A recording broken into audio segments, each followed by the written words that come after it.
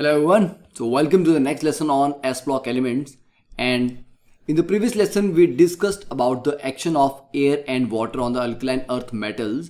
अब बात करते हैं उसकी रिएक्टिविटी और डिफरेंट रिएजेंट्स के साथ, जिनमें से कुछ को हम ज़्यादा डिटेल में उसके बाद थोड़ा पढ़ेंगे, जैसे कि रिएक्टिविटी टुवर्ड द हेलोजेंस. तो हेलोजेंस के साथ जब हम अल्कलाइन अर्थ मेटल्स को ट्रीट करेंगे तो मेटल पे 2 पॉजिटिव चार्ज बनेगा कैटायन में और हेलोजन के ऊपर 1 नेगेटिव चार्ज है. तो हेलोजन और अल्कलाइन अर्थ मेटल्स को जब हीट करते हैं तो they form, you can write M+X2. Heat करने पे दे simply form MX2 type halides. ठीक है, जैसे कि बेरिलियम फ्लोराइड हो गया, beryllium chloride, MgCl2, CaCl2, CaBr2 and all. अब ऑब्वियस सी बात है, इसमें जो बेरिलियम के हेलाइड्स होंगे उनके पास थोड़ा सा कोवेलेंट कैरेक्टर कंपैरेटिवली ज्यादा होगा, राइट. और जो बाकी मेटल के हेलाइड्स हैं उन पे कोवेलेंट कैरेक्टर कम होगा. That is due to the high polarising power of beryllium 2 positive ion. अब हेलाइड्स में जो इंपॉर्टेंट हेलाइड्स हैं उनका पॉलीमेरिक एंड ऑल स्ट्रक्चर्स हम पढ़ना है हमने, वो थोड़ी देर के बाद हम डिस्कस करेंगे. अब एक बार इनकी रिएक्टिविटी देख लेते हैं अलग अलग रिएजेंट्स के साथ. Next is the reactivity toward hydrogen. तो हाइड्रोजन के साथ क्या होता है, जो मेटल्स हैं उनकी इलेक्ट्रोनेगेटिविटी कम होती है हाइड्रोजन के कंपैरिजन में, इसलिए मेटल पे तो 2 पॉजिटिव चार्ज ही यहां पे आएगा अल्कलाइन अर्थ मेटल पे, तो हाइड्रोजन पे फिर आएगा नेगेटिव चार्ज. तो इस तरह से अल्कलाइन अर्थ मेटल हाइड्रोजन के साथ हीट करने पे क्या बनाते हैं, हाइड्राइड्स. और उन हाइड्राइड्स में हाइड्रोजन होता है नेगेटिवली चार्ज. तो ये बड़ा इंपॉर्टेंट पार्ट है. क्यों इंपॉर्टेंट है, क्योंकि इसका जब आप हाइड्रोलिसिस करोगे, हाइड्रोलिसिस के जो आपको प्रोडक्ट मिलेंगे वो डिफरेंट मिलेंगे. ठीक है, वो भी तो एक्सप्लेन करता हूं आपको मैं. तो देखो, except beryllium all alkaline earth metal form hydrides MH2 on heating directly with H2. मतलब बाकी डायरेक्टली बना रहे हैं, बेरिलियम डायरेक्टली नहीं बनाएगा. बेरिलियम का हाइड्राइड बनाने के लिए हमें थोड़ा सा डिफरेंट रिएक्शन करना पड़ेगा. तो यहां पे आप ये बोल सकते हो कि जो मेटल्स हैं, फॉर एग्जांपल मैग्नीशियम है, उसको आपने H2 के साथ डायरेक्टली हीट किया तो MgH2 बन जाएगा. ठीक है, और मान लो इस MgH2 का अगर आप इलेक्ट्रोलाइसिस कर दो, ठीक है, तो इलेक्ट्रोलाइसिस पे क्या होगा, मैग्नीशियम 2 पॉजिटिव क्योंकि कैटायन था वो 2 इलेक्ट्रॉन गेन करके रिड्यूस होगा, तो रिडक्शन होती है कैथोड पे. तो हम ये बोल सकते हैं कि मैग्नीशियम 2 पॉजिटिव, अगर इसका मोल्टन फेज में आप इलेक्ट्रोलाइसिस कर रहे हो, एक्वस फेज में मत बोलना, मोल्टन फेज में, तो मैग्नीशियम जाके कैथोड पे डिपॉजिट हो जाएगा और जो H नेगेटिव है वो H2 रिलीज करके, मतलब इलेक्ट्रॉन छोड़ के H2 बनाएगा. That will be on anode. Generally क्या होता है, जनरली जब हाइड्राइड बनते हैं तो H होता है H पॉजिटिव की फॉर्म में, तो वो इलेक्ट्रॉन गेन करके H2 बनाने की टेंडेंसी रखेगा. गेन करना कैथोड पे होता है, रिडक्शन. तो ये है डिफरेंस कि जब हाइड्रोजन पे 1 नेगेटिव चार्ज है तो उसको लूज करना इलेक्ट्रॉन, और वो लॉस ऑफ इलेक्ट्रॉन होगा एनोड पे, दैट इज ऑक्सीडेशन. तो अगर हम बात करते हैं बेरिलियम की, तो बेरिलियम का हाइड्राइड BeH2 वो कैसे बनता है, by the action of LiAlH4 on BeCl2. ठीक है, तो उसका रिएक्शन देखते हैं. देखिए, BeCl2 plus LiAlH4 lithium aluminium hydride, ये देगा आपको 2 BeH2 plus LiCl plus AlCl3. ठीक है, तो बेरिलियम हाइड्राइड डायरेक्टली नहीं बनते, लिथियम एल्यूमिनियम हाइड्राइड के साथ बेरिलियम क्लोराइड को हीट करने पे बनते हैं. And then the stability of hydrides decreases down the group. Beryllium से रेडियम की तरफ आप जाओगे या बेरियम की तरफ जाओगे तो डाउन द ग्रुप जाने पे हाइड्राइड की स्टेबिलिटी डिक्रीज होती है. इंपॉर्टेंट पॉइंट है ये, आपको डायरेक्टली क्वेश्चन में पूछा जा सकता है. ठीक है, तो ये हो गया. अब इसमें एक इंपॉर्टेंट पॉइंट लिख लेते हैं, बेरिलियम का hydride BeH2 and MgH2 are covalent in nature,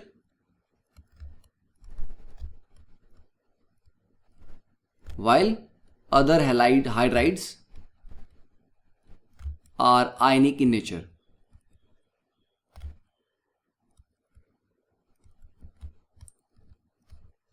ठीक है, ये हो गया।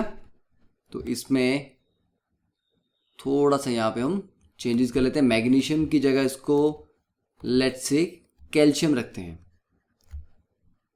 क्योंकि मैग्नीशियम वाले हैलाइड में, हाइड्राइड में कोवेलेंट कैरेक्टर ज़्यादा है, तो उसको आयनाइज करना उतना ईजी नहीं होगा। तो कैल्शियम के हाइड्राइड को आयनाइज करना कंपैरेटिवली ईजी है, तो उसका इलेक्ट्रोलाइसिस भी आसान होगा। ठीक है, note it down. Now next is the reducing nature.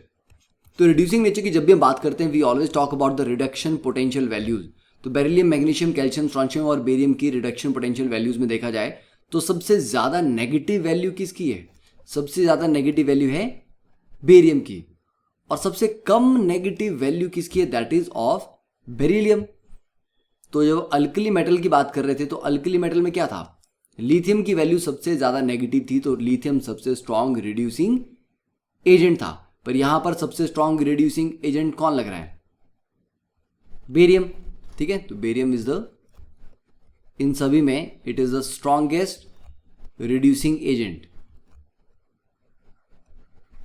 तो बाकी वैसे जनरल देखा जाए तो सभी की वैल्यू नेगेटिव है। नेगेटिव होने का मतलब कि ये सारे के सारे स्ट्रॉन्ग रिड्यूसिंग एजेंट तो हैं, क्योंकि नेगेटिव रिडक्शन पोटेंशियल आ रहा है। तो उसमें भी सबसे ज्यादा स्ट्रॉन्ग जो होगा या स्ट्रॉन्गेस्ट होगा दैट इज बेरियम।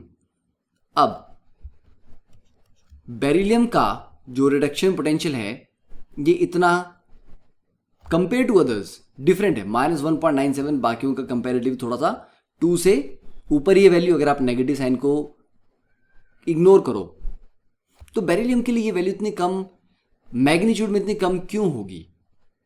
बेरिलियम के लिए क्या डिफर कर रहा है? बेरिलियम का स्मॉल साइज है, तो बेरिलियम के लिए हाइड्रेशन एनर्जी बहुत ज्यादा है, पर स्मॉल साइज होने की वजह से ही बेरिलियम से इलेक्ट्रॉन निकालना भी बहुत मुश्किल है। 2 इलेक्ट्रॉन निकाल के बेरिलियम 2 पॉजिटिव आयन जनरेट करना भी बहुत मुश्किल है। तो आयनाइजेशन एनर्जीज भी उसके लिए काफी हाई थी, इसलिए बेरिलियम 2 पॉजिटिव आयन इतने इजीली नहीं बनता। ठीक है, तो we can write strong reducing agents all but less than their corresponding alkali metal. Alkali के साथ अगर आप कंपेयर करेंगे इनकी वैल्यूज को, तो इनकी वैल्यूज उतनी नेगेटिव नहीं है जितनी अल्कली की थी। And reducing nature of beryllium is due to its large delta H hydration. कि स्टिल बेरिलियम से इलेक्ट्रॉन निकालना बहुत मुश्किल था, स्टिल हम निकाल पा रहे हैं, और वो नेगेटिव रिडक्शन पोटेंशियल आ रहा है क्योंकि उसके स्मॉल साइज ने उसकी डेल्टा एच हाइड्रेशन वैल्यू को काफी इंक्रीज कर दिया। ठीक है, तो रिड्यूसिंग पावर का अगर हम ऑर्डर लिखना चाहें यहां पे, तो रिड्यूसिंग पावर सबसे ज्यादा किसकी होगी? बेरियम, बेरियम के बाद strontium, then calcium, then magnesium, then beryllium. तो सिंपल है, down the group reducing power बढ़ रही है। Now next is the solution in liquid ammonia. तो लिक्विड अमोनिया का सॉल्यूशन अल्कलाइन अर्थ मेटल के लिए भी बिल्कुल सिमिलर है, वही चीज आपको रटनी, ज्यादा डिफरेंट नहीं है। तो except beryllium all group 2 metals dissolve in liquid ammonia to give deep blue black solution forming ammoniated ions. तो यहां पर भी क्या होगा? जो आपका मेटल था उसको आपने अमोनिया के साथ जब ट्रीट किया, तो मेटल के साथ लेटर से एक्स अमोनिया एसोसिएट हुए यहां पे, और ये 2 पॉजिटिव चार्ज आएगा, तो ये हो गया अमोनिएटेड मेटल, राइट। और साथ में इलेक्ट्रॉन्स होंगे, इलेक्ट्रॉन्स भी अमोनिएटेड हो जाएंगे। तो अमोनिएटेड इलेक्ट्रॉन्स की वजह से ही हमें मिल रहा है deep blue black solution. Now evaporation of ammonia gives hexa ammoniates of the metals. ठीक है, अमोनिया को अगर आप इवेपोरेट कर दो तो पीछे क्या रह जाएंगे? हेक्सा अमोनिएट। मतलब ये जो मेटल कैटायन है ये 6 अमोनिया के साथ लिंक कर रहा है, इसलिए हम ये बोलते हैं इसका कोऑर्डिनेशन नंबर इज 6, क्योंकि 6 अमोनिया मॉलिक्यूल के साथ it is coordinated. And this hexa ammoniates they slowly decompose to give metal amides. ठीक है, if they are allowed to stand for a long time then they will simply decompose to give amides plus ammonia plus hydrogen gas। तो ये आपको याद करना है। Next is the complex ion formation tendency. तो complex ion formation के लिए सबसे इंपॉर्टेंट पार्ट रहता है small size high charge density. तो स्मॉलर आयन जैसे कि लिथियम पॉजिटिव है, बेरिलियम पॉजिटिव, इनकी जनरली काफ़ी स्ट्रॉन्ग टेंडेंसी रहती है कॉम्प्लेक्स बनाने की due to their small size and high charge density. तो जैसे कि बेरिलियम बनाएगा BeF3 1 नेगेटिव या BeF4 2 नेगेटिव। देन क्लोरोफिल जो है उसमें मैग्नीशियम 2 पॉजिटिव आयन प्रेजेंट होता है सेंटर में। ठीक है, यहाँ पे देख सकते हैं आप मैग्नीशियम 2 पॉजिटिव आयन सेंटर में present. It's a big complex molecule but it's a complex.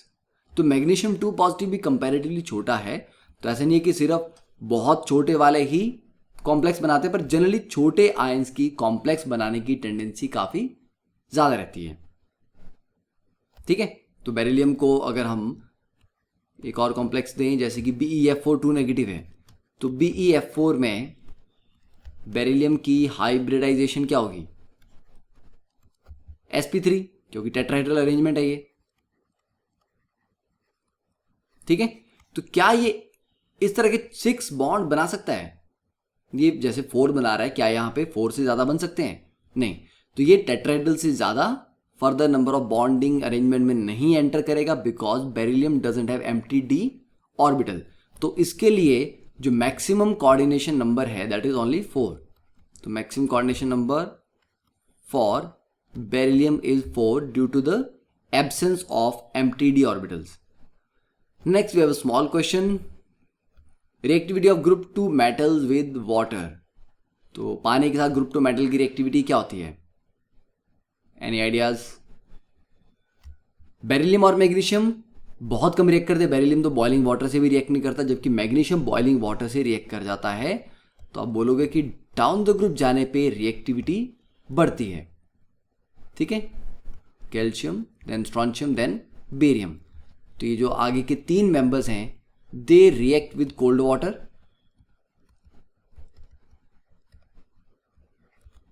Magnesium reacts with boiling water,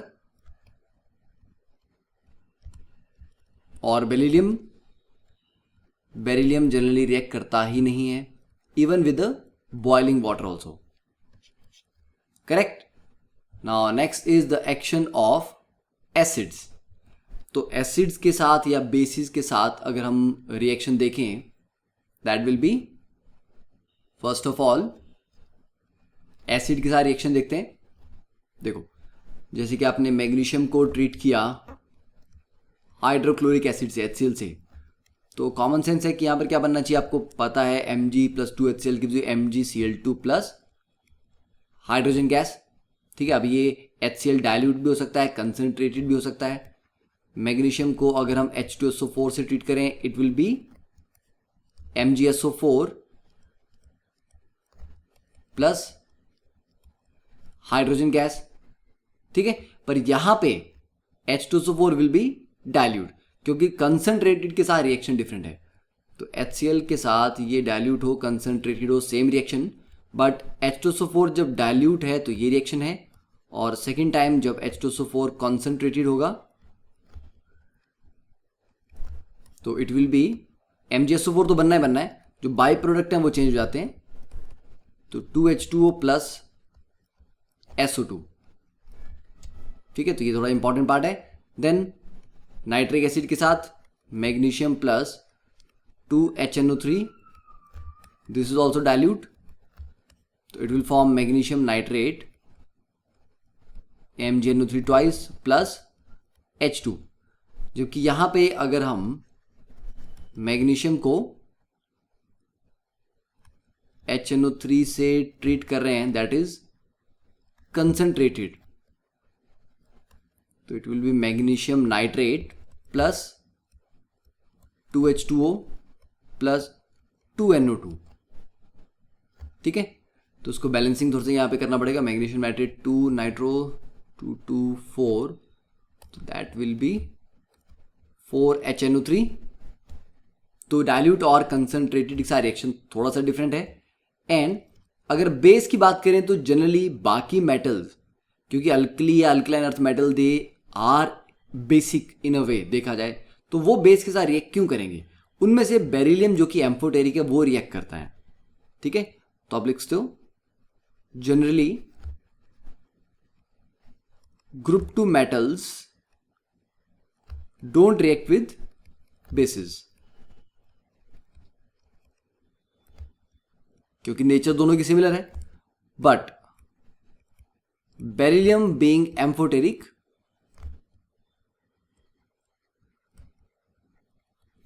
reacts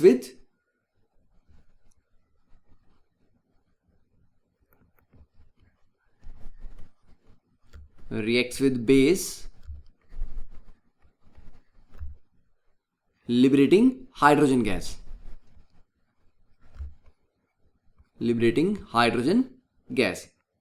ठीक है.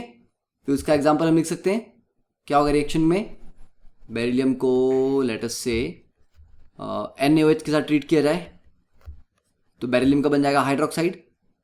और वो हाइड्रोक्साइड फाइनली, अगर सोडियम हाइड्रोक्साइड का सॉल्यूशन काफ़ी ज़्यादा अमाउंट में है, मतलब सफिशिएंट है सॉल्वेंट, तो फर्स्ट यहाँ पे बेरिलियम हाइड्रोक्साइड बनेगा. फिर finally it will convert into Na2BeOH4 complex. ठीक है.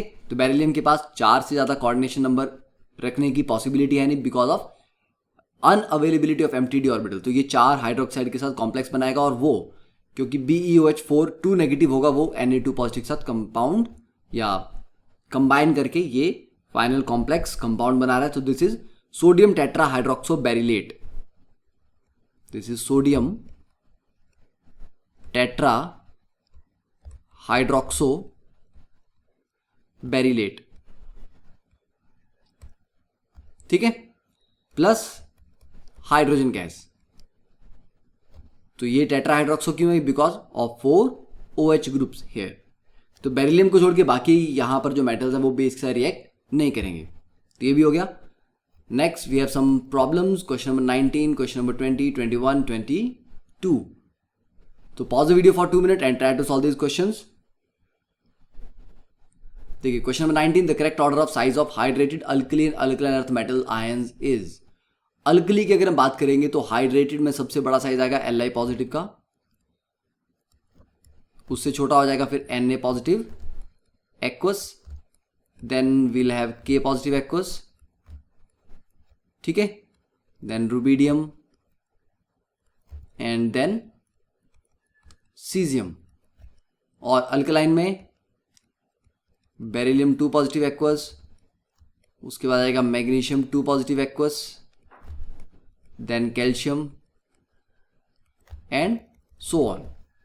Question number 20, which of the following has the highest delta H hydration. तो जितना छोटा आयन होगा, जितनी हाई उसके ऊपर चार्ज डेंसिटी होगी, उतनी ज्यादा उसकी हाइड्रेशन स्ट्रांग होगी. तो बेरियम बेरिलियम दोनों के ऊपर 2 पॉजिटिव चार्ज है, but smaller is beryllium. Then baking soda and washing soda. Baking soda is sodium bicarbonate and washing is Na2CO3.10H2O decahydrate. ठीक है. एंड मैग्नीशियम को नाइट्रोजन के साथ ट्रीट करते हैं तो बनता है मैग्नीशियम नाइट्राइड Mg3N2. इसको वाटर से ट्रीट करेंगे तो बन जाएगा मैग्नीशियम हाइड्रोक्साइड. O2 से ट्रीट करेंगे मतलब ऑक्सीजन के साथ बर्न करेंगे तो MgO बनेगा, और Cl2 से हीट करने पे MgCl2.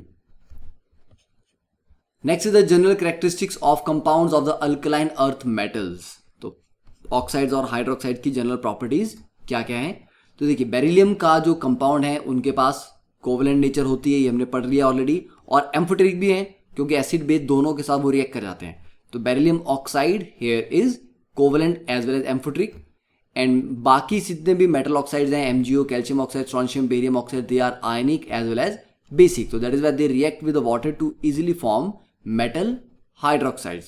And the solubility, thermal stability and basicity order. Down the group जाने पे solubility भी बढ़ती है, thermal stability भी बढ़ती है और basicity भी बढ़ती है.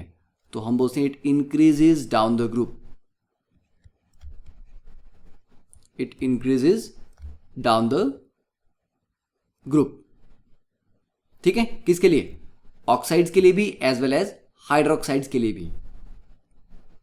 Then alkaline earth metal hydroxides are less basic and less stable than alkali metal hydroxides.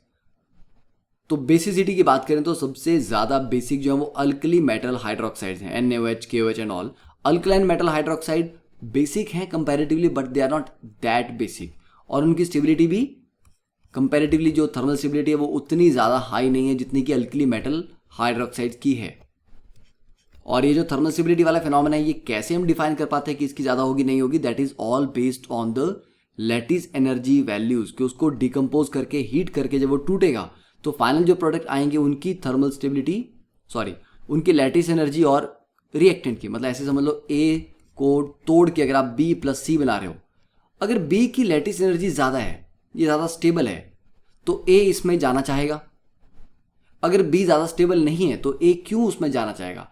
तो सिंपल सी बात है कि हीट करने पे कोई सब्सटेंस टूटेगा या नहीं टूटेगा, that is all depends on the lattice energy values of the product, right. तो वो हम वैल्यू कंपेयर करते हैं, कपूसिन्स की इक्वेशन है जिससे हम वैल्यूज को कैलकुलेट करके कंपेयर करेंगे, वहां से जो रिजल्ट आता है उसके बेस पे हम बताते हैं कि थर्मल स्टेबिलिटी का ऑर्डर कैसा आता है। Then beryllium hydroxide is amphoteric in nature, तो एम्फोटेरिक इन नेचर में क्या करेंगे हम, इसका रिएक्शन लिख सकते हैं, राइट। तो राइट डाउन बेरिलियम हाइड्रोक्साइड का एक एसिड और एक बेस के साथ क्या रिएक्शन होगा, just try to write down, ठीक है। 1 मिनट का ट्राई करो टाइम लेके, एंड देन विल सी कि किस तरह से ये रिएक्ट करेगा बोथ एसिड और बेस के साथ। देखो, तो बेरिलियम ऑक्साइड की भी बात कर सकते हैं और हाइड्रोक्साइड की बात कर सकते हैं, दोनों के रिएक्शन हम इकट्ठे लिख सकते हैं। तो पहले एक बार ऑक्साइड की कर लेते हैं, तो beryllium oxide plus 2HCl gives you BeCl2 plus H2O and beryllium oxide plus 2NaOH। Same चीज जो मैंने पहले बनाया था ना Na2BeO4, वही बनेगा। उसको आप ऐसे भी लिख सकते हो, Na2BeO2 भी लिख सकते हो, या Na2 सोडियम टेट्राहाइड्रोक्सोबेरिलेट भी लिख सकते हो प्लस वाटर, ठीक है। तो इसके लिए हो गया। और हाइड्रोक्साइड के लिए लिखेंगे तो हाइड्रोक्साइड के लिए भी रिएक्शन बिल्कुल सिमिलर है। Beryllium hydroxide plus 2HCl gives you BeCl2 plus 2H2O, और hydroxide plus 2NaOH that gives you Na2BeOH4, ठीक है। तो ये हो गया एम्फोटेरिक नेचर, प्रूव करने को आ सकता है आपको। तो हैलाइड्स की अगर हम बात करें तो हैलाइड्स के केस में बेरिलियम के हैलाइड हमने पढ़ लिया कि कोवेलेंट होते हैं और क्यों होते हैं, और अदर मेटल के जो हैलाइड्स हैं they will be ionic in nature, ठीक है। अब बेरिलियम में जो सबसे इंपॉर्टेंट हैलाइड है that is beryllium fluoride and beryllium chloride. तो बेरिलियम क्लोराइड के अगर हम बारे में देखें तो बेरिलियम क्लोराइड के पास पॉलीमेरिक, डाइमेरिक और लीनियर स्ट्रक्चर तीनों हैं। तो बेरिलियम क्लोराइड को अगर हम सॉलिड फेज में देखें तो सॉलिड फेज में it will be polymeric structure, एक बेरिलियम दोनों तरफ क्लोरीन से कनेक्टेड है, ये दोनों क्लोरीन आगे। तो इस केस में बेरिलियम के पास देने के लिए 2 ही इलेक्ट्रॉन थे, ठीक है।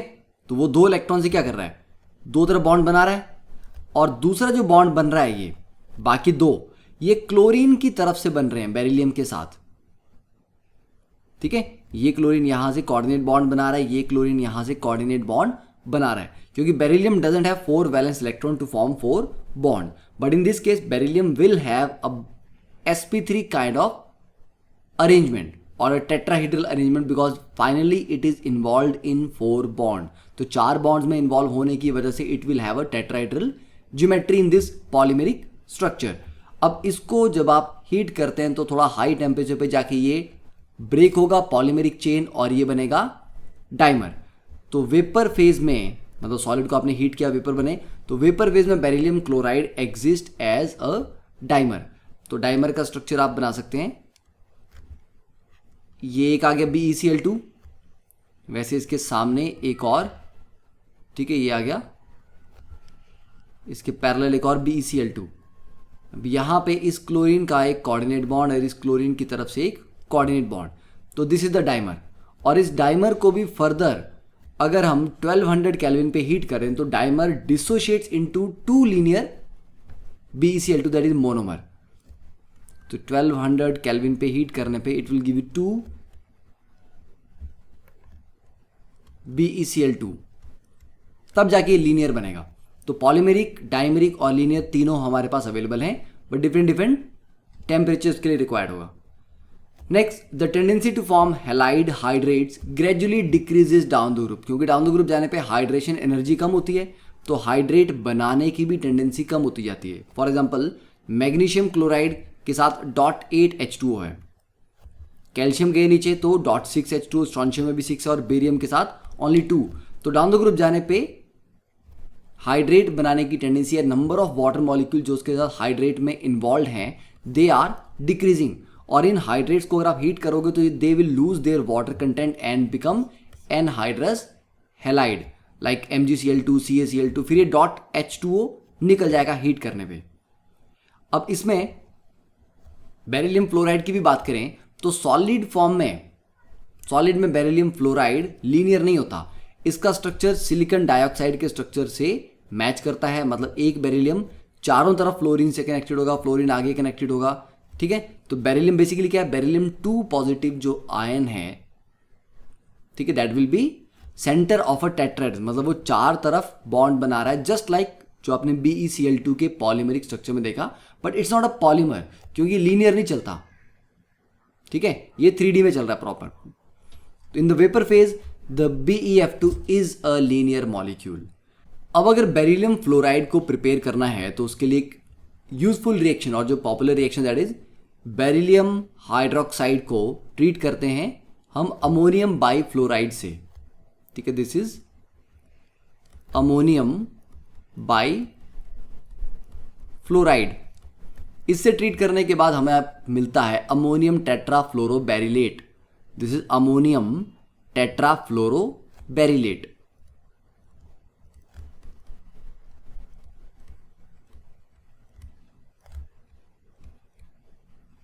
ठीक है, और इसको फर्दर जब हम हीट करते हैं तो ये डिकम्पोज करता है into ammonia, hydrofluoric acid and beryllium fluoride. ये हो गया एन। फिर बेरिलियम फ्लोराइड को अगर हम मैग्नीशियम से ट्रीट करें then we get beryllium plus MgF2। तो it is actually reduction of beryllium fluoride at around 1300 degree Celsius. तो मैग्नीशियम के साथ इसको रिड्यूस कर रहे हैं क्योंकि मैग्नीशियम 0 से मैग्नीशियम 2 पॉजिटिव ऑक्सीडेशन स्टेट में जा रहा था, मैग्नीशियम खुद ऑक्सीडाइज हो रहा है, मतलब magnesium is acting as a reducing agent here. तो यहां से आपको मिलता है मेटालिक बेरिलियम, ठीक है। तो आई थिंक इतना पार्ट क्लियर है, इससे ज्यादा हमें पढ़ने की हैलाइड्स में जरूरत नहीं है। Then comes the carbonates. Carbonate भी इसके काफ़ी इंपॉर्टेंट पार्ट है क्योंकि कार्बोनेट कंपाउंड्स के काफ़ी यूजेज भी है, ऐसे लाइमस्टोन एंड ऑल, तो उनको हमने काफ़ी डिटेल में पढ़ना भी होता है। तो कार्बोनेट्स में देखते हैं, these carbonates are insoluble in water, जैसे कि मैग्नीशियम कार्बोनेट है, कैल्शियम कार्बोनेट है, तो पानी में डिजॉल्व नहीं होते। इसका सबसे अच्छा एग्जाम्पल क्या है, मार्बल।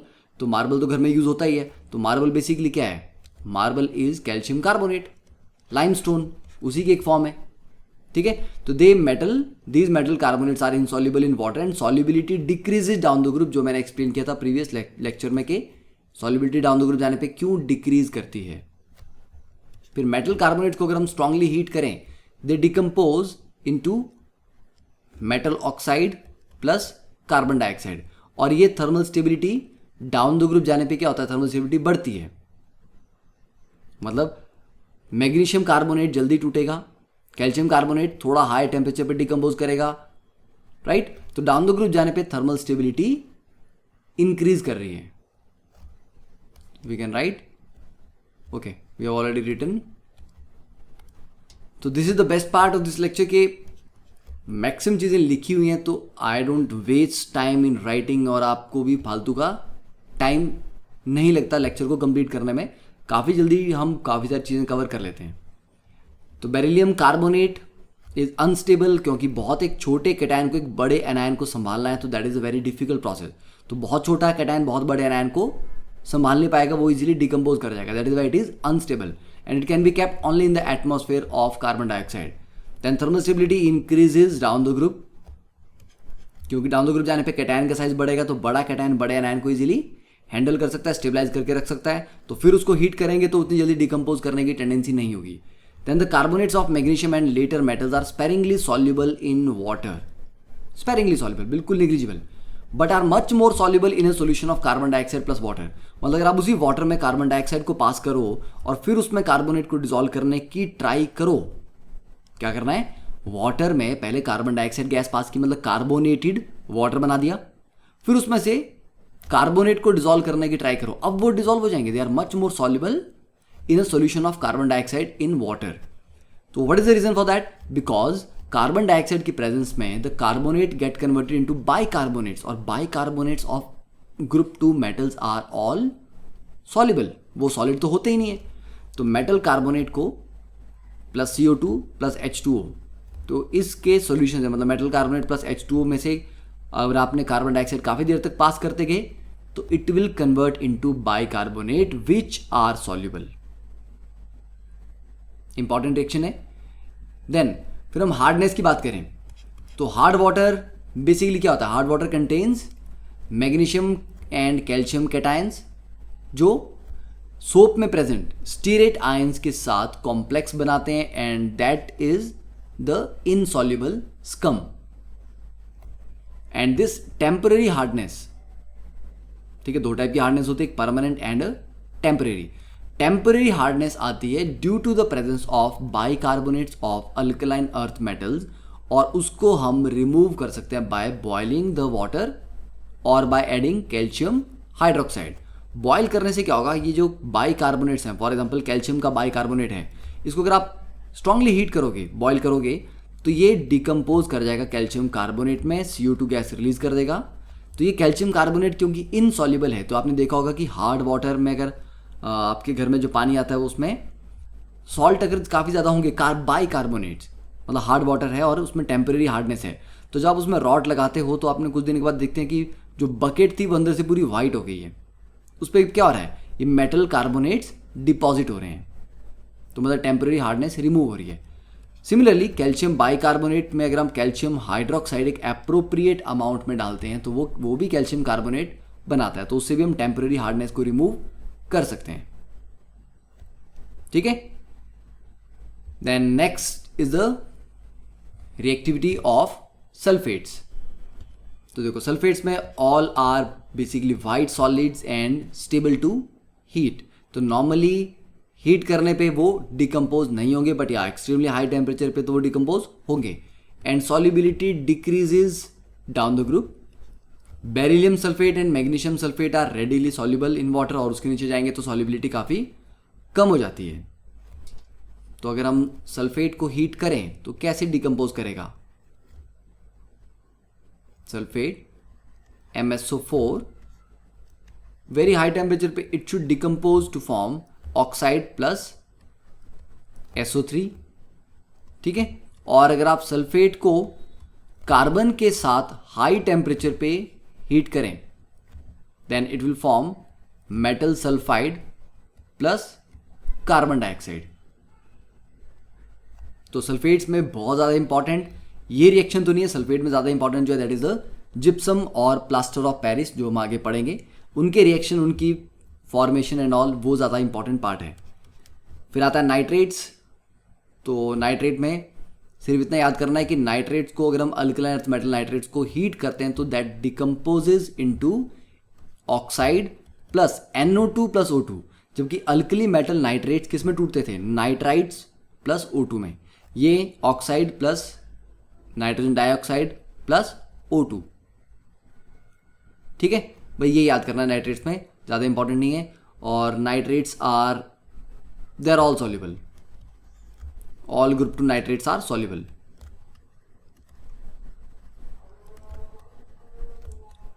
ठीक है, तो नाइट्रेट्स भी हो गया। देन मैं जो आपको कहा था कि एनसीईआरटी में एक सॉल्ट एग्जांपल है इस तरह का सॉल्युबिलिटी पे कि why does the solubility of alkaline earth metal hydroxides in water increases down the group, तो उसका प्रॉपर एक्सप्लेनेशन दी एनसीईआरटी ने। देखो, among alkaline earth metal hydroxide the anion being common the cationic radius will influence, कि down the group जब आप जा रहे हो, हम बात कर रहे हैं हाइड्रोक्साइड्स की, हाइड्रोक्साइड का OH नेगेटिव तो फिक्स हो गया, डाउन द ग्रुप जाओगे OH नेगेटिव तो वही रहेगा। चेंज क्या होगा, बेरिलियम 2 पॉजिटिव, उससे नीचे जाओगे तो magnesium 2 positive, then calcium 2 positive, strontium 2 positive, barium 2 positive. तो मतलब सिर्फ कैटायन चेंज हो रहा है। तो जब सिर्फ कैटायन ही चेंज होगा तो the cationic radius will influence the lattice energy, कि लैटिस एनर्जी क्या हो रही है, तो डाउन द ग्रुप क्या होती है, कमी होती है। Since lattice energy decreases much more than the hydration enthalpy, decrease दोनों हो रहे हैं, लैटिस भी और हाइड्रेशन भी, बट लैटिस एनर्जी में ज़्यादा ड्रॉप आ रहा है हाइड्रेशन से। तो लैटिस एनर्जी ज़्यादा छोटी हो जाएगी, इसका मतलब उसको कंपाउंड को तोड़ना आसान होगा, उसको ब्रेक करना आसान है, और उसके बाद जो हाइड्रेशन रिलीज हो रही है एनर्जी वो कंपैरेटिवली ज़्यादा है। मतलब आपकी इनपुट कॉस्ट जो लगी एनर्जी की वो कम थी, और आपको जो आउटपुट मिली है हाइड्रेशन की फॉर्म में दैट इज मच ग्रेटर। तो that is why the solubility increases as you move down the group.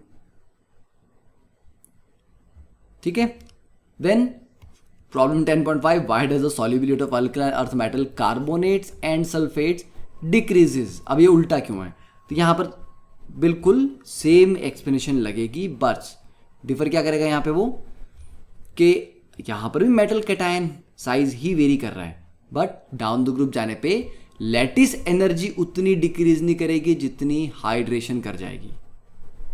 That is the reason, क्योंकि एनायंस अब बड़े हैं, बड़े एनायन में lattice energy down the group जाने पे रफली सेम रहती है। ठीक है, तो इसको कर लोगे, तो I think that much is sufficient for this lecture. अब नेक्स्ट लेक्चर में we will try to conclude the chapter, और लास्ट में कुछ प्रॉब्लम भी करेंगे जिससे कि हमारा पूरा चैप्टर फिर से रिवाइज भी हो जाए अच्छे से। ठीक है, तो see in the next lecture. तब तक एक बार पूरा इसको रिवाइज कर लो सारे रिएक्शन, क्योंकि अब चैप्टर खत्म हो जाएगा, तो इट्स बेटर कि आप पूरा प्रिपेयर्ड रहो। प्रॉब्लम सॉल्विंग हम लास्ट में करने वाले हैं, 10-15 प्रॉब्लम्स करने वाले हैं डिस्कस। ओके, तो see in the next class. Thank you, have a nice day.